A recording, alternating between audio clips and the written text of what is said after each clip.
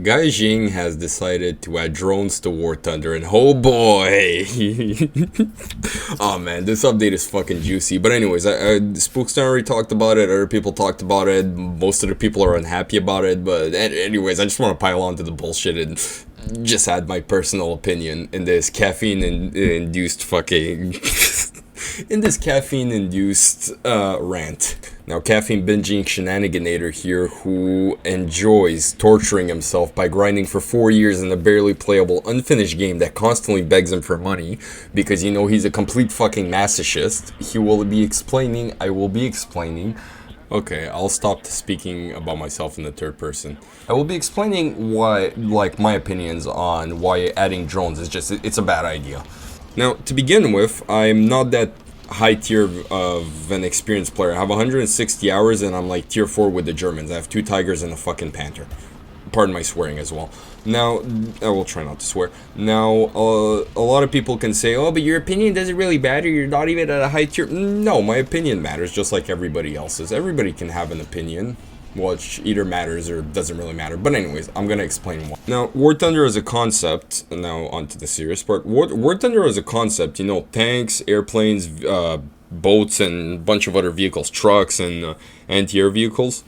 As a concept, adding drones isn't a bad idea. You see, Gaijing's response to this, when somebody asked, like, oh, who asked for this, was, it's part of a modern battlefield. And I do agree, it is part of a modern battlefield, but that's a double-edged sword right there, because of what War Thunder actually is. Now, essentially, this is one of those things that on paper just sounds like a great idea, but if you've actually played War Thunder for more than 150 hours, like I have, it is actually a very terrible idea, to be honest. War Thunder is a game where you use vehicles on land, air, and sea, military vehicles from World War II all the way up till the Cold War, and some vehicles after the Cold War. So adding drones to this game is not a bad idea, just said like this. The issue starts being anyone who's ever actually played War Thunder on arcade or realistic as a tank battle, especially tank players, not airplane players and all that, understand that adding drones is actually a very bad idea. Now, Gaijing has decided to add strike drones and scout drones. One to spot you and tell the entire enemy team where you are, and the other one to basically throw a missile at you. And this is why it's a bad idea. See, I'm not even at the point I'm using Cold War tanks. I'm still using World War II vehicles, right? With all the tiers I'm at. Now, I can tell you from personal experience that dealing with airplanes is already a fucking annoyance enough as it is. And we're talking the shitty old World War II airplanes. There's been countless matches, just countless games where I started off with, let's say, my Sherman Firefly, which is the highest tier tank I have currently. And just the Sherman Firefly by itself, if it gets destroyed, all my other tanks are lower tiered and will pretty much get destroyed by something from a bigger distance. And that's already an issue. The amount of times I've played the British with the Sherman Firefly and it's been destroyed by a bomber right in the beginning of the game. Sometimes I would get 1 kill, sometimes 3, sometimes none, and an airplane passes and just utterly wrecks it. And now I have to play with the lower tier tanks. This has happened to me very often. Surprisingly, very fucking often. I remember most of those times very well, which I shouldn't be. But I am, because those are the masochistic moments that just make me so horny. Now, masochistic fetishes aside, this can actually ruin your game pretty quick, and it will do that for the average player as well, and it's already a problem at the lower tiers. Airplanes are a very big annoyance.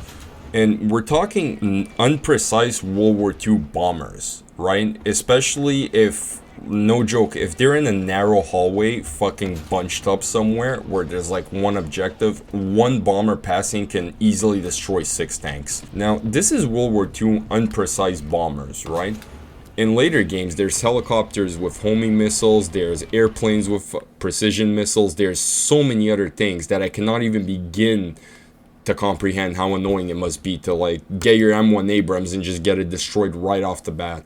And unless you're playing in an anti-air vehicle, or there is an anti-air vehicle, there's not much you can do about it. Like, your machine guns are not going to be able to destroy those planes.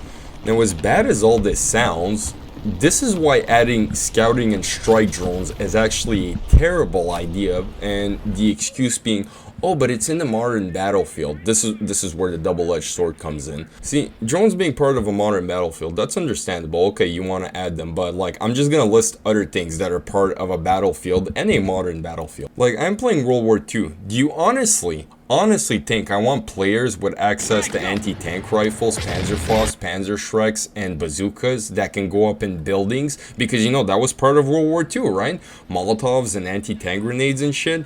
Picture this was added to the game as a War Thunder player, as the average War Thunder player. Picture this added to the game and it's everywhere now and you just have to deal with it. Do you understand how frustrating and annoying it would be? It would be a lot worse. Now picture anti-tank guns, right? Anti-tank gun emplacements, 88mm cannons and 76 and 75mm just everywhere on the map, hiding in bushes, around each corner, because, you know, hey, that was part of a battlefield too, right?